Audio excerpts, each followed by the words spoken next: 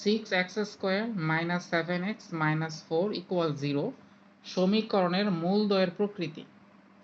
এই সমীকরণের মূলদ্বয়ের প্রকৃতি বের করার জন্য আমরা দ্বিঘাত সমীকরণের যে আদর্শ সমীকরণ আছে ax² + bx + c = 0, এই আদর্শ সমীকরণের সাথে এটা আমরা তুলনা করব। যদি আমরা তুলনা করে দেখি তাহলে a = 6 আমরা পাচ্ছি, আমরা b এর মান পাচ্ছি -7, আমরা c এর মান পাচ্ছি -4।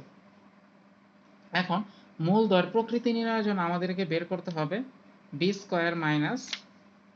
4ac এর মান। তাহলে b² এর মান কত? -7 হোল স্কয়ার -4, এর মান হচ্ছে 6, c এর মান হচ্ছে -4, এটা হচ্ছে 49। এই মাইনাসে প্লাস হয়ে যাবে, 16 × 6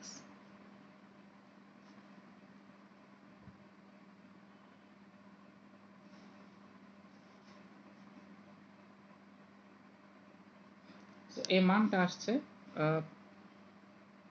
145 মানটা 0 থেকে বড়।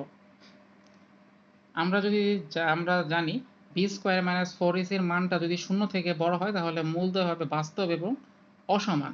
যদি b² - 4ac এর মান 0 হয় তাহলে মূলদ্বয় হবে বাস্তব এবং সমান, এবং b² - 4ac এর মান যদি 0 থেকে ছোট হয় তাহলে মূলদ্বয় হবে অবাস্তব। যেহেতু এটা 0 থেকে বড় তাই এর মূলদ্বয় বাস্তব এবং অসমান। এটিই নির্ণয়ের উত্তর।